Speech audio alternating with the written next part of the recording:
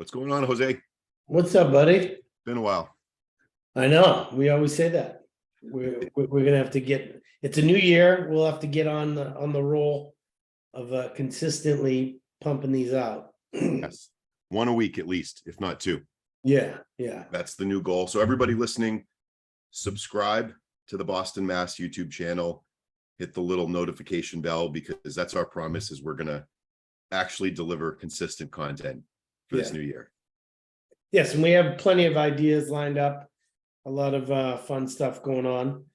But what do you want to do? Recap that Olympia? Yeah, let's talk Apparently about the show itself, but yeah. Everybody's obviously talked about the placings, but you and I were out there. You were out there for like 10 days. yeah. I was out there for 5 days. We have lots of stories from being in Flex Lewis's Dragon's Lair gym to after parties to running into people to so when you think of the Olympia, besides the show with Heidi winning and Derek Lunsford, but you think of your 10 days out in Vegas, what are the first couple of things that come to mind of that 10-day trip for you? Well, obviously the show. Our seats were so ridiculous. Like up close, 3 rows behind the judges, dead center. That was incredible. Like we for prejudging, we had the best view of anyone. Yeah, that was incredible. Shout out to Angelica. Yeah, for the hookup, right? At least getting us into that VIP section. Huge, because we had no ticket. We were both going out to Vegas with no tickets for this thing. Yeah. Well, it's good to know people. Yeah. And that worked out awesome. We had a blast. And yeah, my first I have a funny story about the rental car. So I stayed at the MGM Grand Signature Suites. They were like nice rooms. There were Airbnb, so we got them for 10 days. And I got a rental car, a Camaro, 2022 Camaro that was so tiny, like in the hood's huge, so I had to put the seat way up to be able to see over the hood, and then you just can't even fit in the thing. I'm not even that big anymore, but it was terrible. And the windows are small. I would never ever rent that car again, or suggest anyone rent or buy it for that matter. Anyway, we were there. End of the like 3 days before we were leaving. So the show was Friday, Saturday, and so we didn't need a car. So I hadn't driven my car since Thursday. I got my car on Sunday. And when the valet brought it back to me, there were all these drinks in the car. There was people's phone charger. And I'm like, oh, dude, this ain't my car. And then I looked at the registration and it was. And I'm like, someone's been driving my car. So they're like, no. They took all the stuff out. And they were kind of like arguing with me, like someone, we make too much money to joyride in your car. I'm like, all that shit isn't mine. So we made a report. The head of security came down. We filed the report. And they're like, all right, in a couple of days, we'll see what happens. We'll call us back. So then Tuesday, when we go to leave, same thing.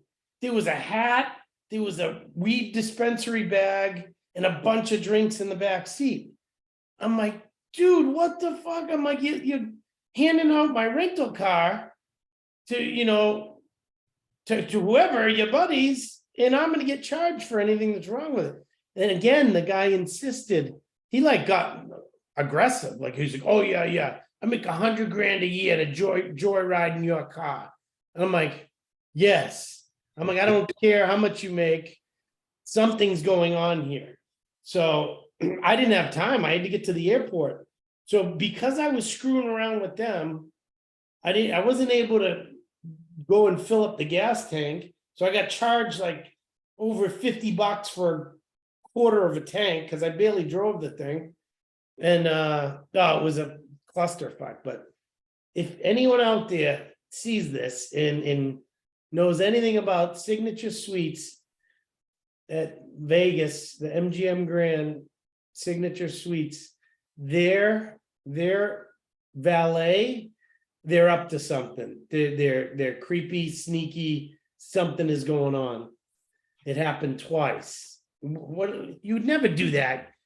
Get a valet, bring you your car, and then someone else's shit's in the car. Yeah, that's crazy. Crazy. Yeah, yeah. Wow. So I got obviously a room in the same place as you.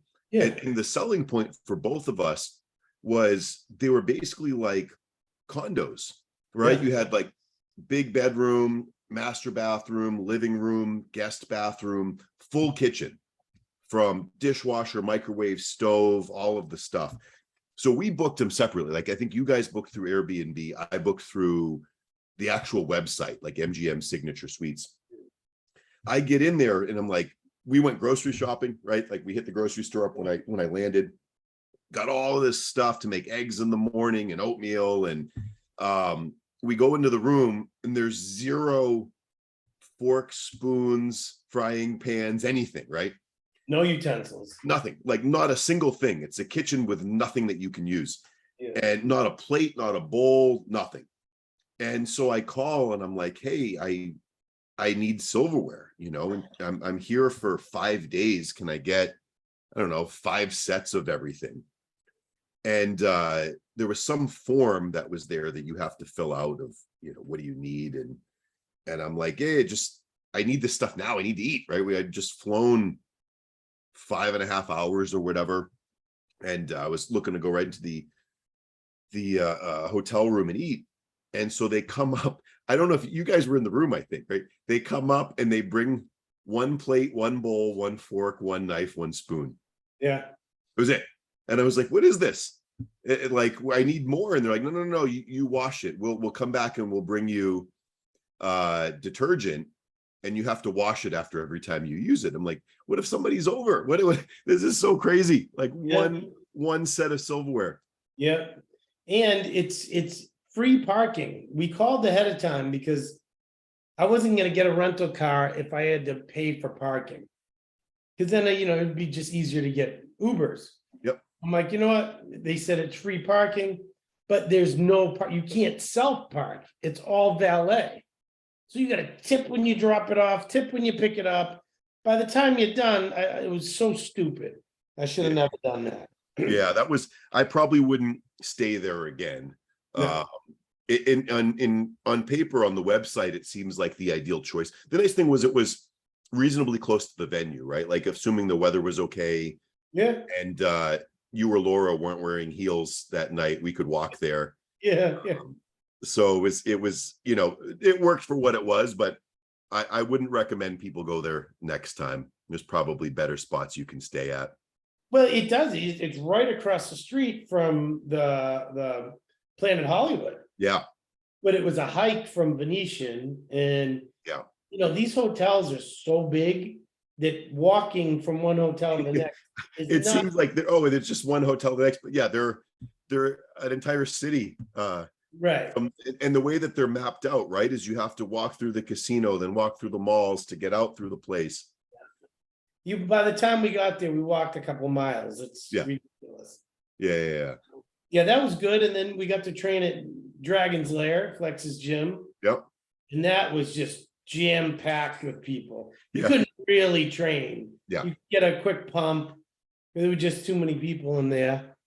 But you know, I'm sure he killed it with all the day passes. I can't even imagine. And it was, I want to say like $30 a day or something like that. So yeah, he good for Flex, man. You know, I'm sure they're sad the Olympia isn't going back there next year. That they made their rent for the month and just with those guest passes over 4 or 5 days. And the cool thing was that first day, so James Hollinshead was in there, obviously training for the show. Sergio Oliva Jr. was there that first day. You were there even before me. Who did you see in there before I showed up on Wednesday? You said Andrew Jacked. Yeah, I saw Andrew. I saw a lot of the 212 guys. Angel. Yep. And Felipe Moraes, the Brazilian. He placed 8th or something, but I would have had him higher. He was really good. Any of the like Sean Clarita was in there, but early in the morning. Him and Nick Walker came in at like 6 or 7 in the morning.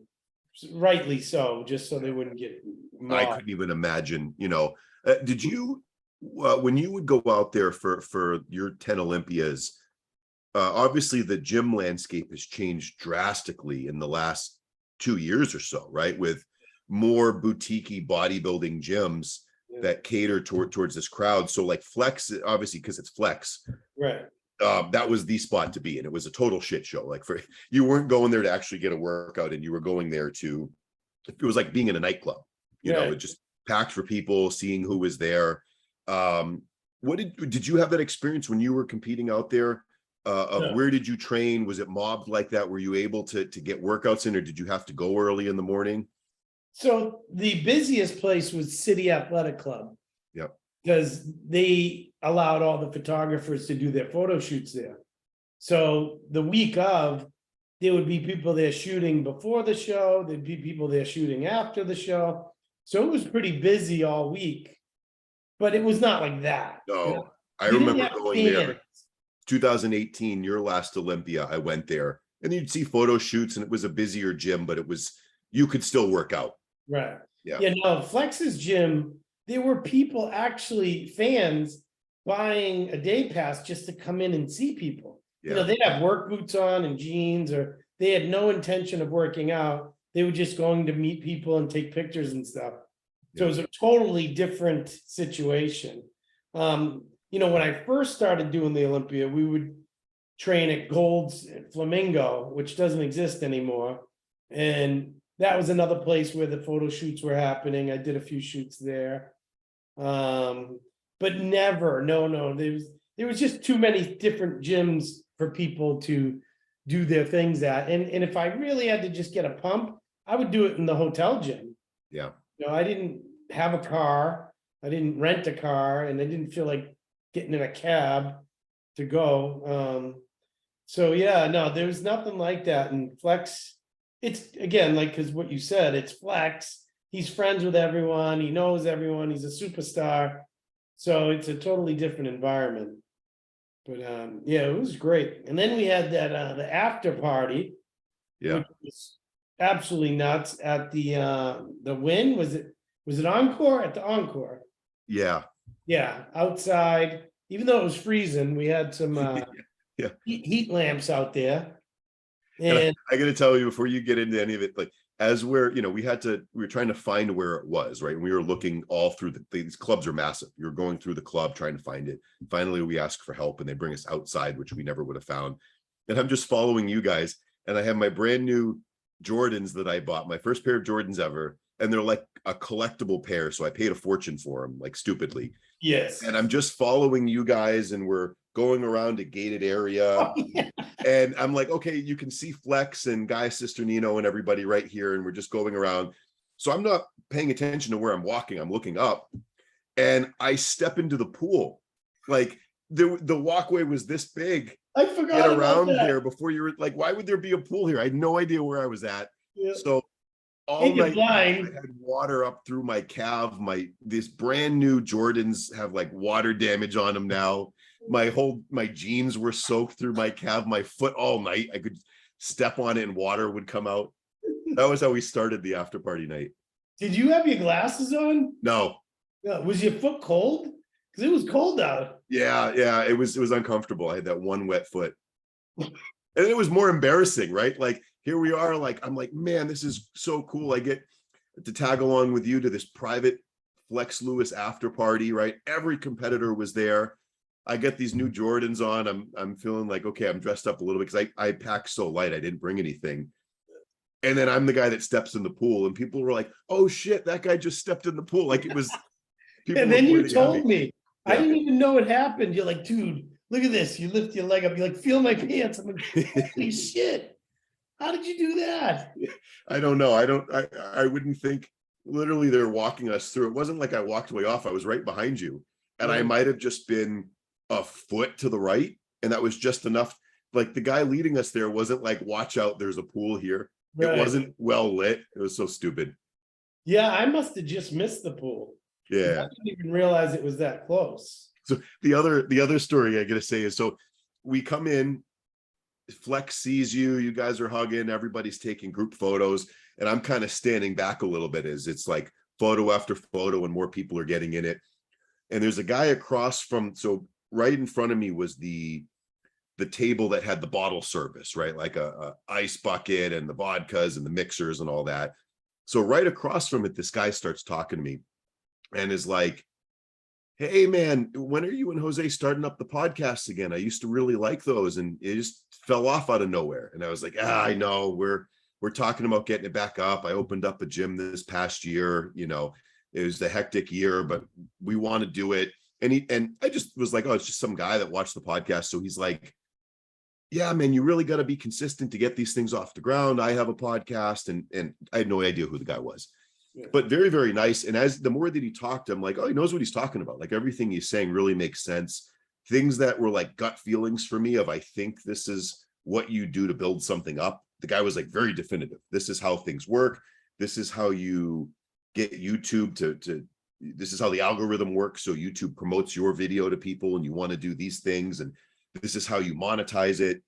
And again, I had no idea who the guy was until he was like talking about how you put out videos to build trust, put out content, have a funnel to get people, and then you have a website where you have your services, right? Coaching. And then he was talking about doing these 20-minute consultations, which was a huge moneymaker for him, and explaining the whole thing to me.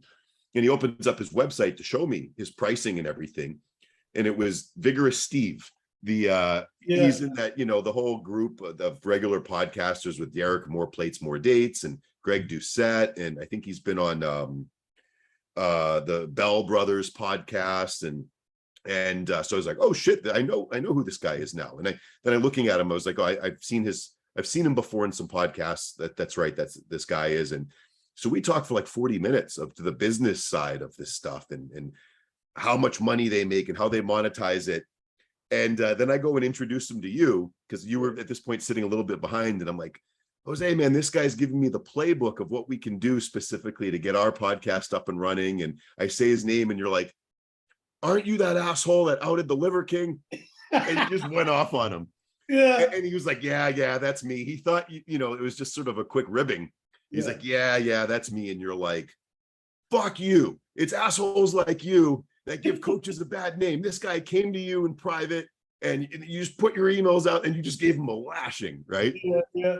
And I was just like, oh shit, right? And right in that moment after you like tore him a new one, Flex or somebody came up behind you and interrupted you and was like, hey, we're moving our whole section to this other place.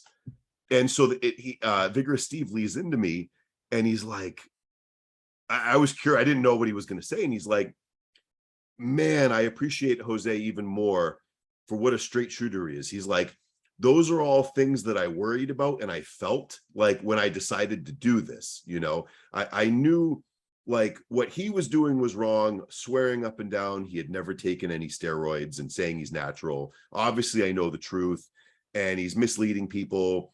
But I also knew I felt bad about what I was doing, you know, in this coach's role of I have this privacy and I put the emails out there and I outed him. And he's like, Jose is the first person to say something directly to my face about it. And he's like, there's all stuff that I felt, but nobody said anything to me other than Jose right now. And he's like, I appreciate that.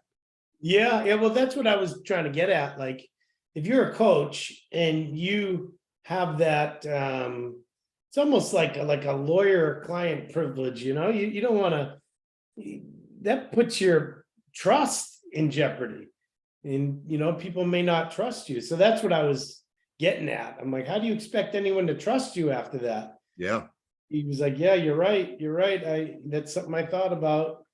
But yeah, I had a couple cocktails before that. I was feeling free.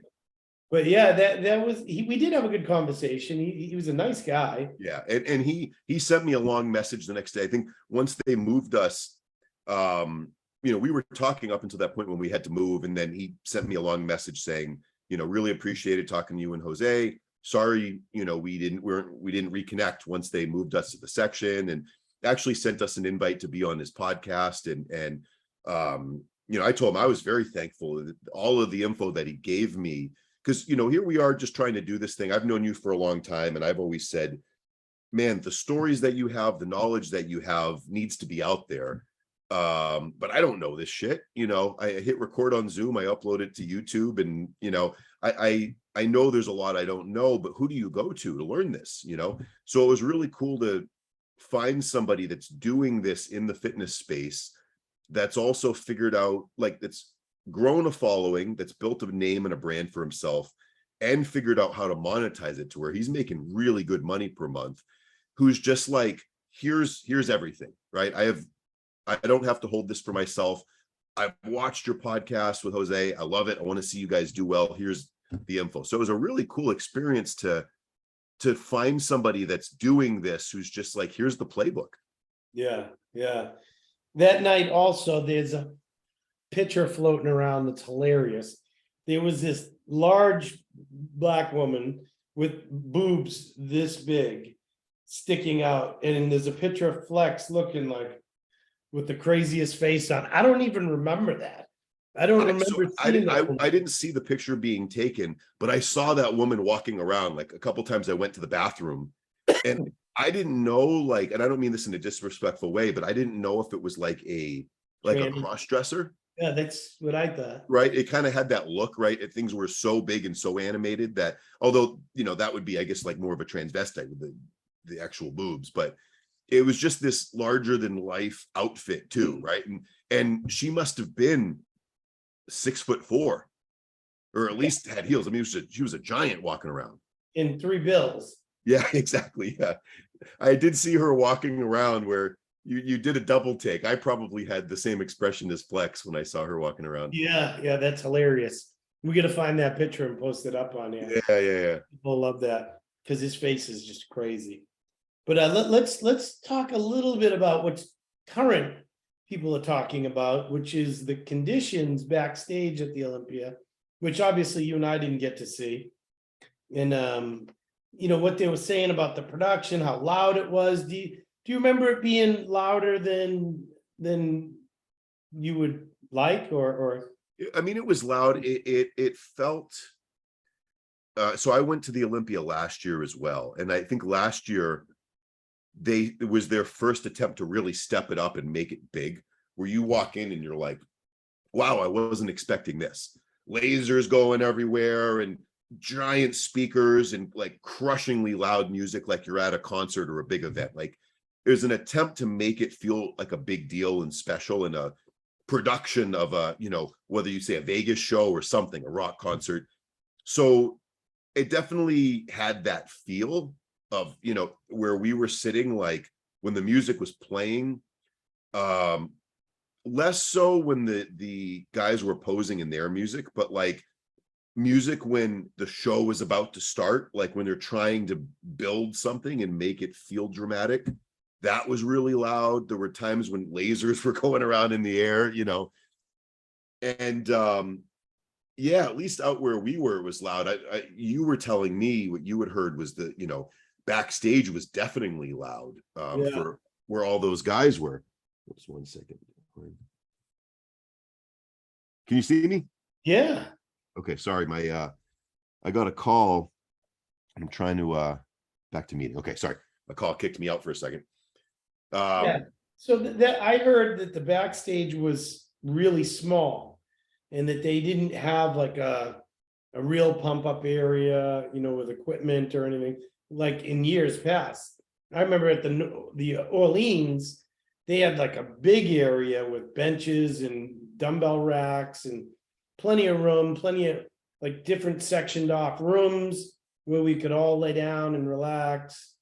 You know, unfortunately, that's been the way it's been for many years, as far as the time spent backstage. They will tell you to arrive at 5 o'clock, say. And then this happened to me a few times where we wouldn't go on stage till 10. So we were backstage for 5 hours. Then you're trying to time it up. You're looking, there's 40, 50 bikini girls. Then the men's individual posing goes on. Then I'm like, you know what? I'm out of here. I went back up to my room. Yeah. And I would just text Guy. I'm like, how far along are we? He's like, nah, you got plenty of time. So I just put my feet up in my room, but where they were, that wasn't possible. Yeah. So, I feel for them, and you have to agree with them that a lot of their condition was a result of just laying around. The timing was way off. Yeah. Because even Hardy, who won, wasn't his typical, really dry from every angle self. He was just the most conditioned of everyone all around. But you could tell there was something off with everyone, just slightly. So that had to play a role in it. So I think that, it's not a bad thing to talk about it.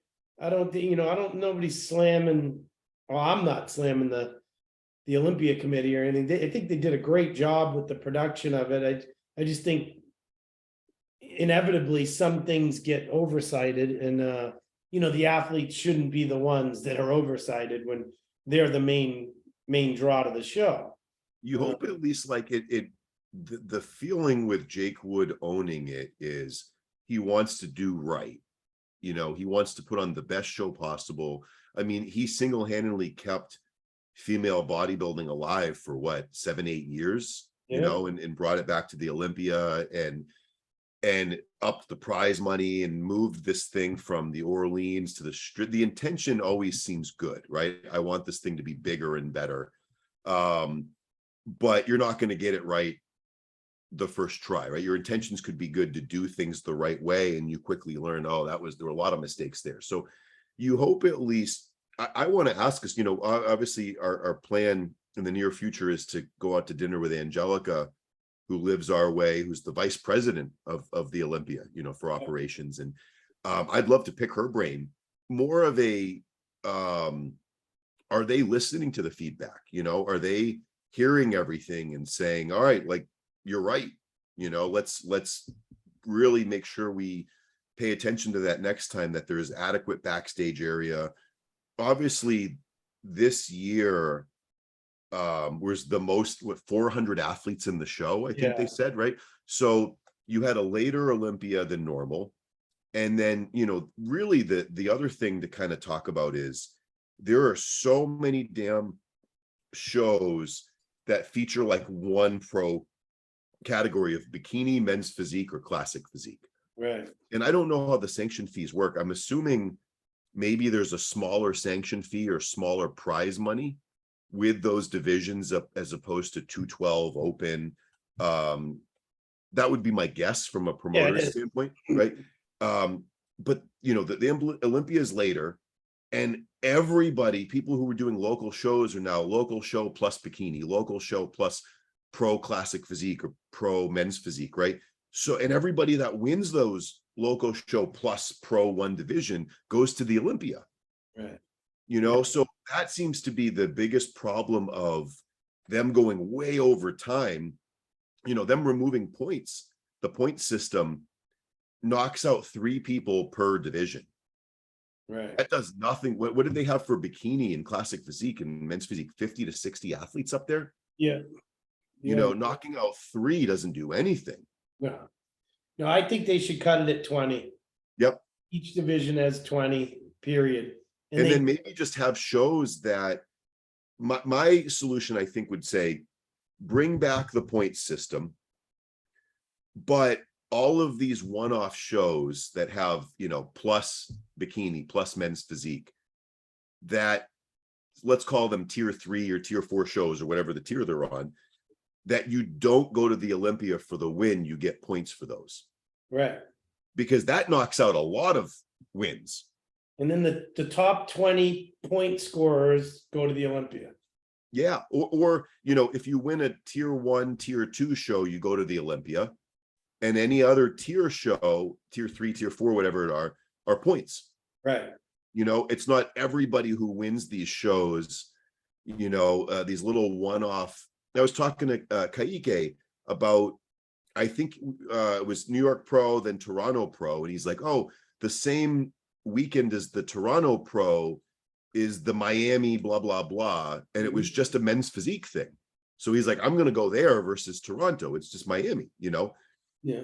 and that show is Olympia qualification. That one little one-off men's physique thing.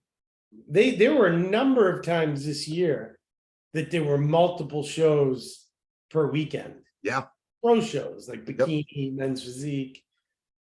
So yeah, that would solve it.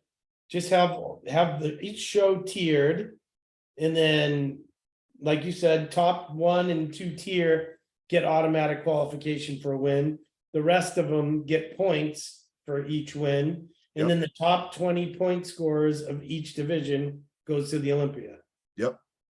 On Yes. top of the whatever. The winners. Yep. And then it gets you whatever that number is, right? Like it gets you to 20 people, 30 people, but not 50 or 60.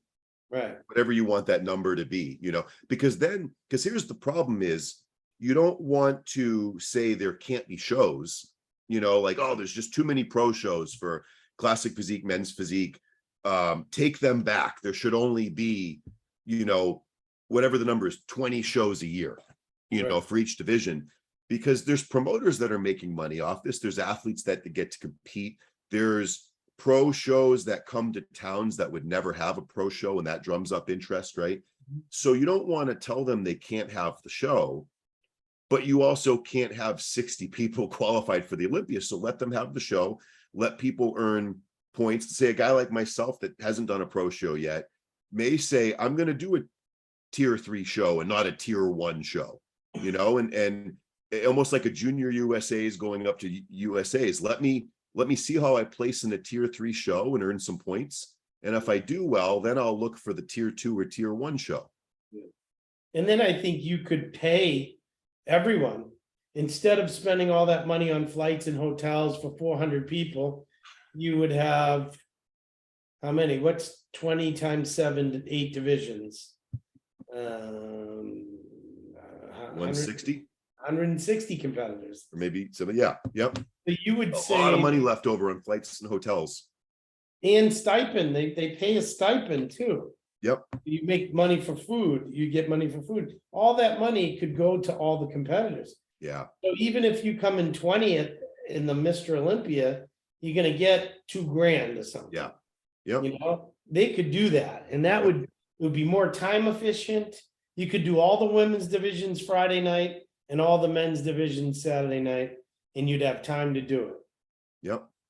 Or Yeah, I think that's Friday, Saturday. It'll be interesting to see, I'm sure this isn't just a Jake Wood, Dan Solomon decision, right? Things are intertwined with Jim Mannion and the IFBB. And so this is complicated. I'm sure Jake Wood didn't want 400 athletes he had to fly in and put up, Right. But the IFBB is sanctioning more and more shows, especially these one-off shows, where you're paying the sanction fee for one division, one class. But that person goes to the Olympia with that.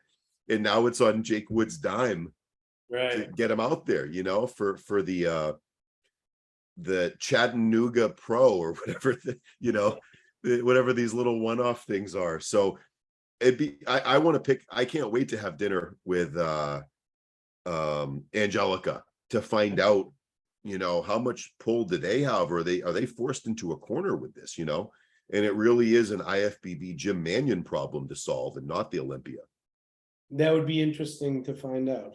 I'm sure he has, and I'm sure Jim wants a better show, I don't think you would lose any competitors from wanting to compete if you made it a tier system. They would just have to compete more to get more points. Yep. If you get first place, you get 5 points, second place 4 points, whatever. Yep. And then as you go along, you add up the points. Yep. It would force people to compete more. Yes. Yep. Especially the lower level guys, right? If you're an Ian Valier, you pick your show, you go in, you win it, you get your qualification, you're out, but for a guy like me, I'd say, great, let me plan to do 4 tier 3 shows and collect my points and hope that for 212 I have the most points, or I qualify by the end of it, Right. There's still a way to get there, and Yeah, you just get people competing a lot more. Yeah, and that would be good for the promoters. Yep. And I think it can be done. It would be good for the athletes too. More fans get to see you. And yeah, There we go. We just figured it out. Problem solved. I think so. I Yeah. think we're a lot smarter than we look. So yeah, the Olympia was great, all that. Obviously there's always going to be something to work on. What was your highlight of the week? Whether it be show or experience? The thing that keeps the memory that stands out the most, and Fuad's brought this up 5 or 6 times now, was Derek Lunsford walking out on stage for the first time.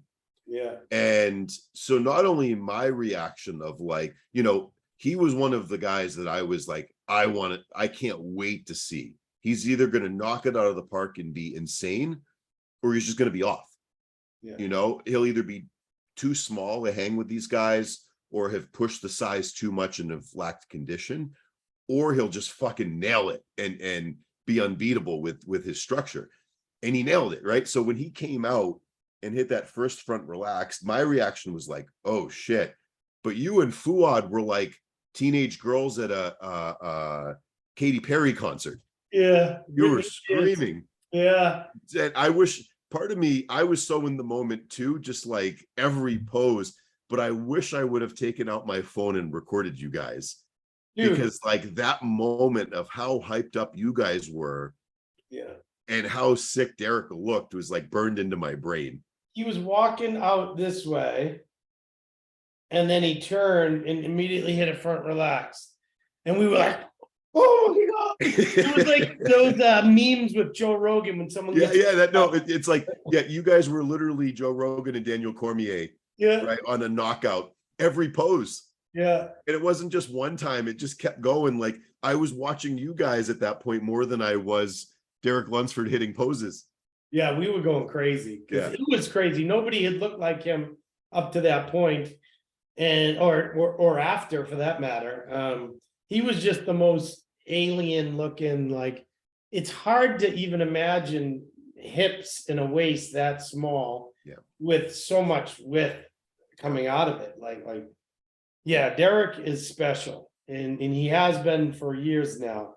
No one's ever done what he's done, as far as within a month span, winning the USA's, winning Tampa, and going to the Olympia when he turned pro. I mean, that is just crazy.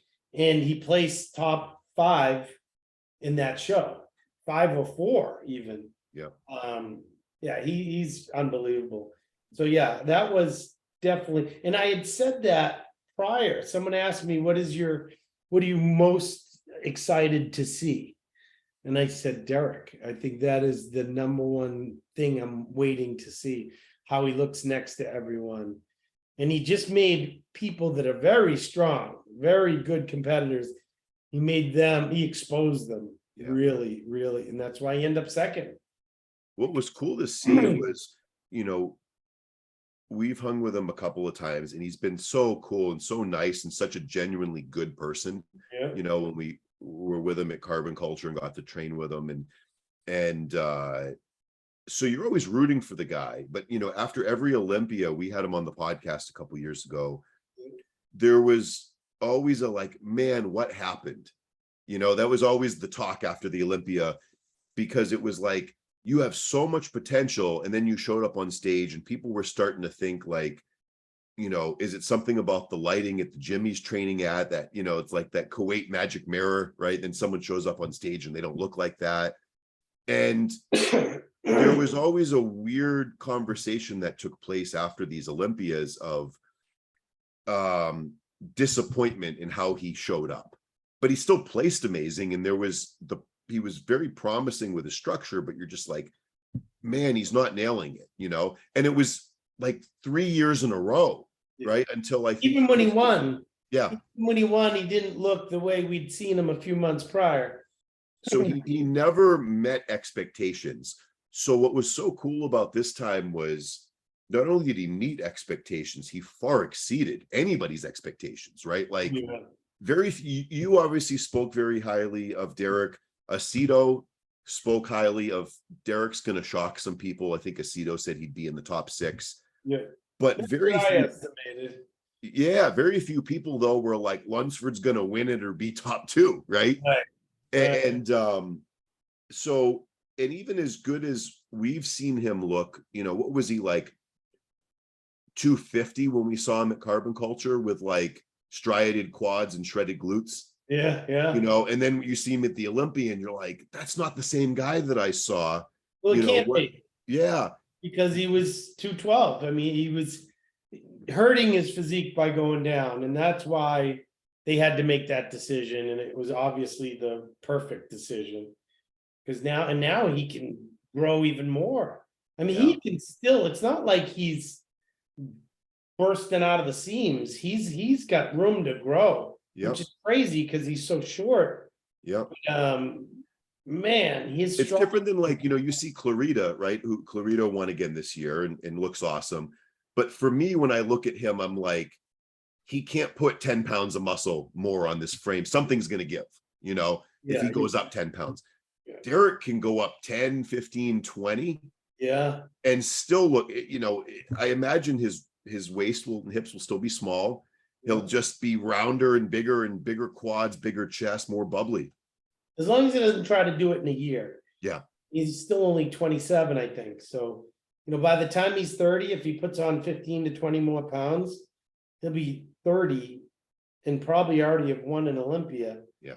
The sky's the limit for him. That's crazy. But speaking of Clarita, he just had a baby. He just had a baby girl. Congratulations to Giant Killer, Sean Clarita. That's awesome. Speaking of happenings, so Nate, give us your you don't have to say New Year's resolution, but what's something that we got on the fire for this year coming up?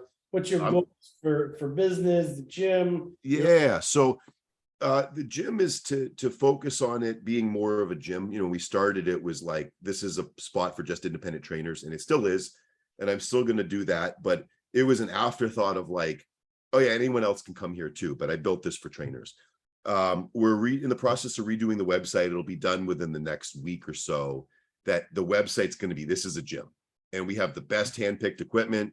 And really important for this time of year, we cap it at 20 people so that you'll never have, an experience of every other gym out there where you go in at 5:30 at night and can't use anything. Right. Is to our financial detriment. We put a limit of how many people, and you make a reservation, you come and work out. So we're pushing that. We're pushing the community. I really want to get more pros coming through here. At that after party, I was talking to Maureen about, Maureen asked me if she could come and do a posing seminar at Gym Hub. Her and her boyfriend. Yes. That don't know. Yes. Who is now our current Miss Bikini Olympia. Yes. So Maureen asked me, she spent some time here for the Boston Pro. I hit it off with her and her boyfriend, awesome people. So she asked if she could do a bikini posing seminar here. So I'm going to get that solidified, which will be incredible. I want to do more for that space of not only current people, but inspiring the next generation. Like we have these Northeastern kids now that want to start competing, and just creating this culture of,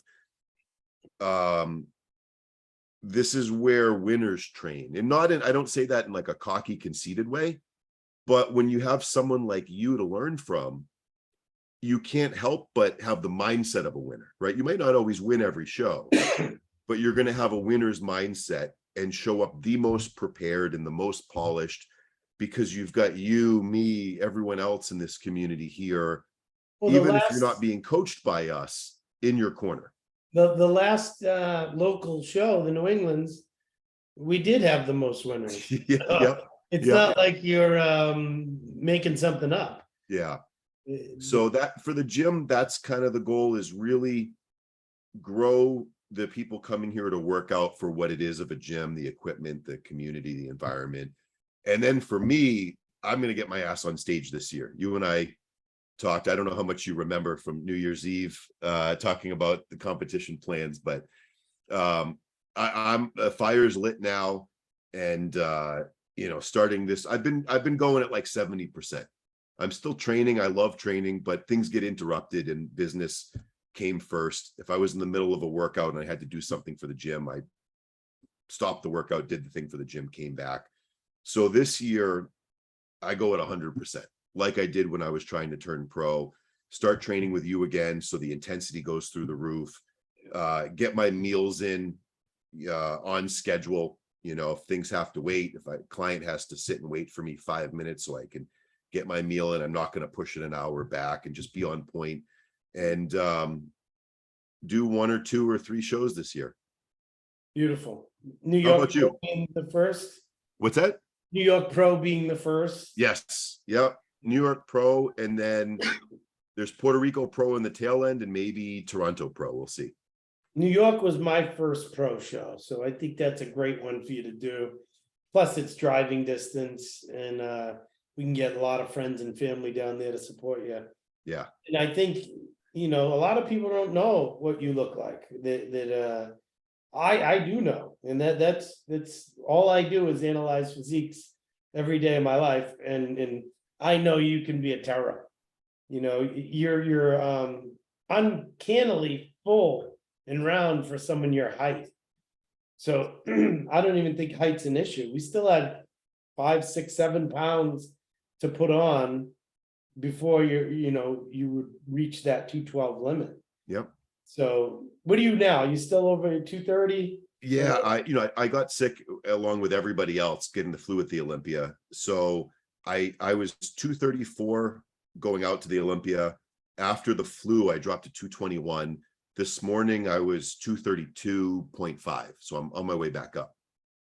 Okay, great. Yeah. So we're gonna get you up over 240 and then start coming down. We got about, what is it, May 20th? May 20th is the New York Pro. Yep. You got plenty of time. Yep. And yeah, probably 2 months to because I get lean quick. So a couple months to really train at 100%, get the meals in, and focus on building some muscle before we got to come back down, right? Yep. No, you can do it too. I'm confident of it, or I wouldn't have you do it. That's I'll tell you, that's the nice thing, because I have been around you and you coaching a lot of people. Because look, when we were talking New Year's, I like to think I'm realistic about this, and maybe it's a downside because I don't have that Nick Walker, Sean Clarita, I'm going to come into this show and win it attitude. I have like a, if I can make top 10 at New York Pro, I'd be happy type of attitude. And so the nice thing though that I appreciate with you is, while you're really good at hyping people up, someone training for a local show and they hit their front double and you say that's spectacular, and you get them believing in themselves, you're also not the guy that's telling them to go on to nationals and North Americans and USAs, right? Yeah. To go and get clobbered. You'll build them up and point out the things that are great when they're going into a local show, but you're never putting them out into the deep end where they're gonna be in some serious trouble and maybe emotionally not come back from it. So that's the thing I appreciate, is if you tell me I can do these shows and potentially do well, I know you're sincere and you're not just trying to nudge me out to do a pro show and get crushed. So I can laugh at you. Yeah. No, you're gonna do some damage. But a few things I want to promote is, one, I'm in the middle of redoing my website, thebossofmass.com, and it was outdated and there was a lot of things that were just needed to be fixed. So deep into that right now. When I was in Vegas, I met Gary Phillips. He's a photographer since 1995. He's been video photographing the Olympia and Arnold every year since 95, he said.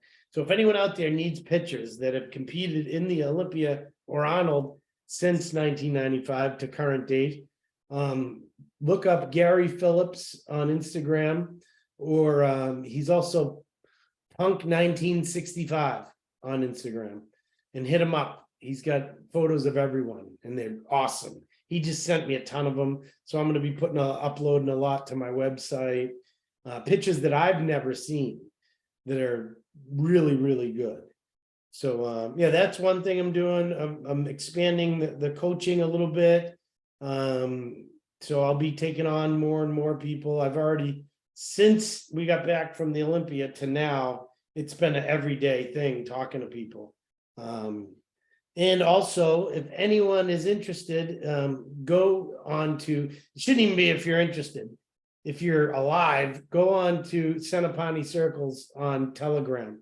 Just download the Telegram app and go to Senapani Circles, and you got to follow this. It's hilarious.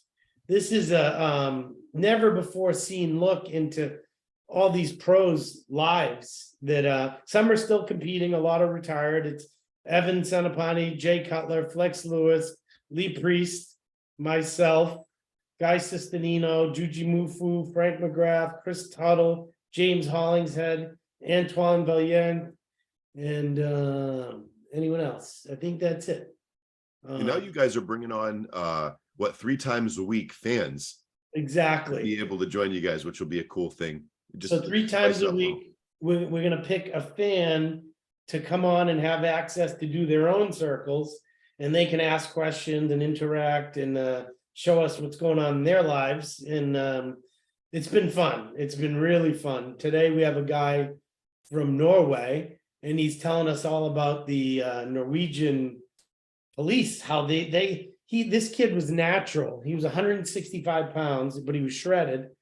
He wins the show. He goes backstage, and there's 3 cops there that want to test him for steroids. Wow. He was natural, but I mean, that's how bad it is there. So there's a lot going on. So yeah, download the Telegram app, check it out. You can ask questions, any type of question you want, interact in the circle. You won't be able to do a video, but you can type in and ask questions. So it's really cool. Yeah, other than that, just work, getting back to get myself in shape. I've been doing this like fertility treatment for the last 3 months, and I'm as fat and skinny as I've ever been. And it's not a good feeling. I'm weak, my joints hurt. So I'm going to get back on a plan and start training a bit harder, more consistent. I train 3-4 times a week still, but it's not really training. It's just getting a pump and, just get myself in shape. I want to feel better.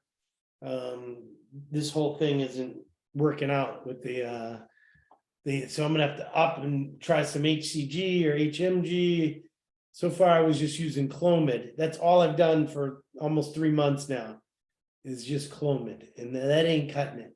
Yeah, there's always been the bodybuilding protocols, right? I've heard Palumbo talk about his, others the HCG HMG combo, and you always hear about it working, or people promoting it, and they help a person or two, and those people were able to get their significant other pregnant from that. So yeah, well, that's not the goal today. It's just make sure that I have the ability to if it's even possible.